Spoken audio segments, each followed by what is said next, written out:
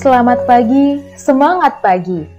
Bapak Ibu yang dikasihi Tuhan, sudah 3 minggu berturut-turut kita membahas kisah para nabi, yakni Yesaya, Yeremia, dan Yehezkiel.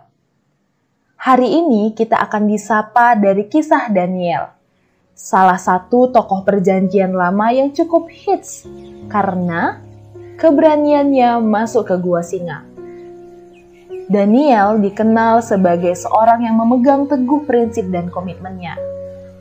Ketika usianya kurang lebih 80 tahun, ia dipaksa untuk menyembah patung Darius.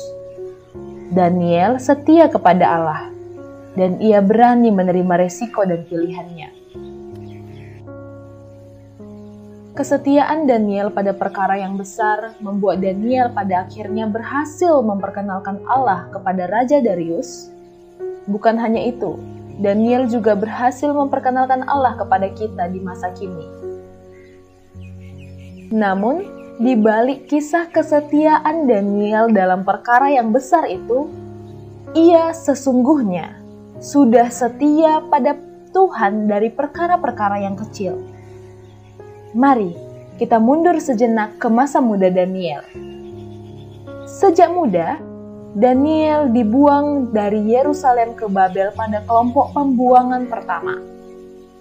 Daniel termasuk keturunan bangsawan yang terpilih untuk dididik dan dilatih agar tunduk dan bekerja kepada Raja Babel.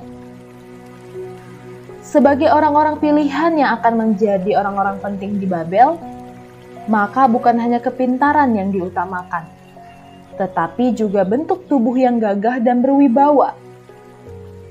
Kita semua tahu kisah ini. Daniel dan 3 temannya diminta untuk memakan makanan yang juga disantap oleh raja. Namun makanan itu adalah makanan yang najis bagi Daniel dan kaumnya.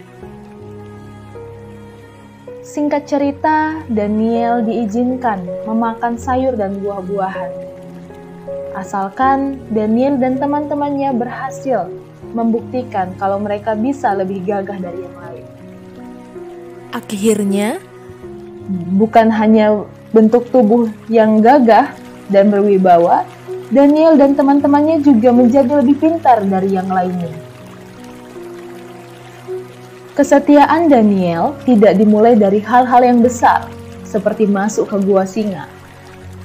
Namun dimulai dari kesetiaan pada hal-hal kecil, bahkan pada persoalan makanan yang sehat.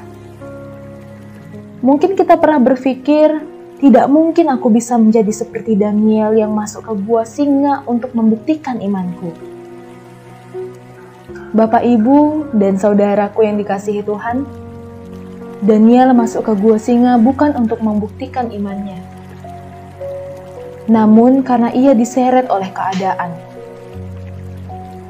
Keadaan yang memaksanya untuk menerima risiko dari pilihannya. Ia memilih untuk taat kepada Tuhan, sehingga ia harus masuk ke gua singa. Keadaan kita mungkin sudah sangat berbeda dengan Daniel. Tapi tak bisa dipungkiri, kita juga mungkin terseret dalam keadaan di luar dugaan kita.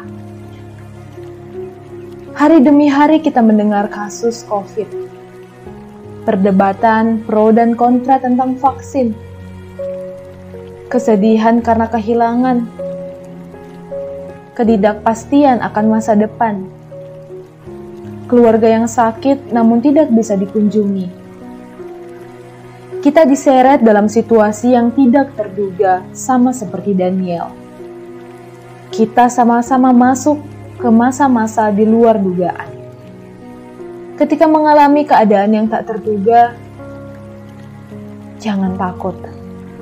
Karena bukan tentang sebesar apa persoalan yang kita hadapi, tetapi tentang dengan siapa kita berjalan. Bukan tentang sebesar apa singa-singa yang di hadapan Daniel, tetapi dengan siapa ia menyerahkan dirinya. Tetaplah berjalan bersama Tuhan. Baik itu ketika kita bertemu dengan persoalan yang kecil, atau pada persoalan yang besar sekalipun. Daniel yang kuat dan berani muncul karena ia mengandalkan Tuhan dalam setiap perkaranya. Mari, berjalanlah bersama Tuhan dalam setiap perkara. Amin. Tuhan menemani kita.